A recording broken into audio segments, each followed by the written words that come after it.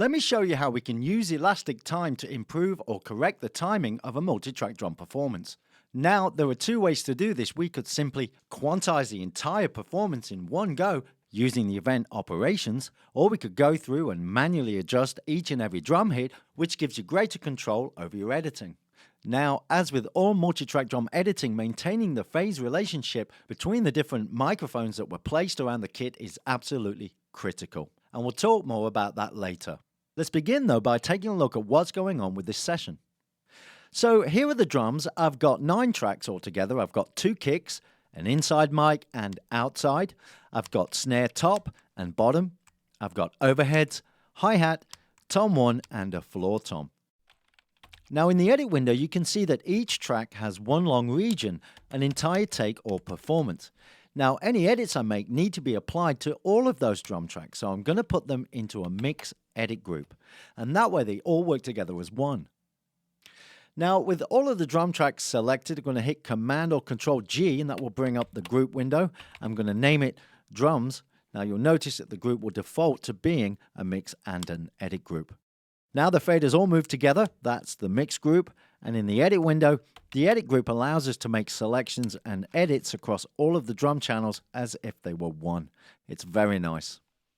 So let's locate to bar 70 and have a listen to the session.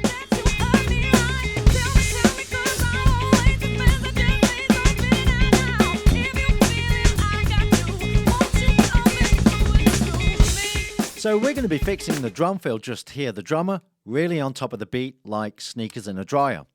So let's hear just the loop and the click.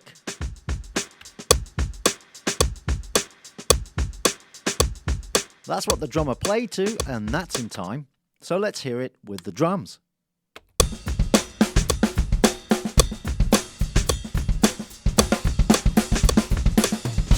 Yeah, he's just so far out on that drum fill. So before we can edit, we need to turn on elastic time. So I'm going to choose rhythmic as an algorithm, and you can see the files go offline as they're being analyzed. And the group we made earlier lets us change the track view across all tracks too. Here's analysis view, and here's warp view, which is where I'm going to be working. So I'm going to be using the event operations to turn all of these event markers into warp markers and quantize them to a grid. Let me show you. So the first thing I'll do is make a selection and zoom in. Now I'm going to manually insert a warp marker before the selection by ctrl-clicking. I'll also place one at the end of the selection. Now I'm doing this to ensure that nothing outside of that selection gets moved. It's just a precaution, but it's one I do like to take when I'm doing this type of multi-track drum editing. So let's zoom toggle and you can see all of the event markers. I want to turn these into warp markers by quantizing. So I'm going to Option or Alt 0 to open the event operations. Now with the 16th note value selected, I can fix all of these in one go. Well, almost everything. There's a couple of items that we'll need to address manually. Now, there are any number of reasons why these transients didn't get moved or quantized to the correct position, but it doesn't really matter. What does matter is they need fixing, and I'm going to do that. So I'm just going to zoom in on this section here. Now this warp marker should actually be on the snare drum. However, something on the hi-hat track was closer to the quantized grid.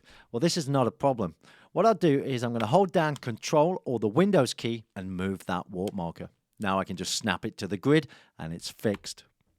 Now on this one I'm going to use an alternate technique, holding down Alt or the Option to delete the warp marker. Then click to insert, move to snap, and there you go. You're done. Now the crash symbol was so early that it's now been stretched too far by an extra warp marker that doesn't need to be there, so I'll just delete it. Now I'm going to pick up the downbeat, snap it to bar 75, and then just about done. Zoom toggle out, and let's take a listen.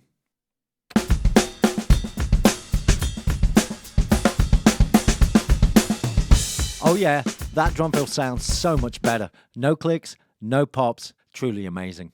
Now you can also clearly see which of the drum hits have been fixed and which ones have not. So let me remind you of what that drum fill sounded like before we fixed it. I'm just going to come over and duplicate the playlist, then make a selection and delete all of the warp markers, essentially reverting it to its original.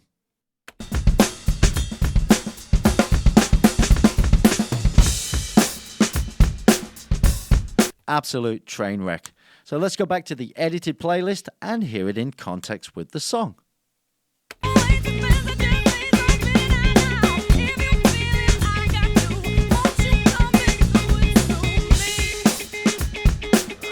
Wow, absolutely incredible. Elastic Time makes this type of multi-track drum editing truly a breeze to do.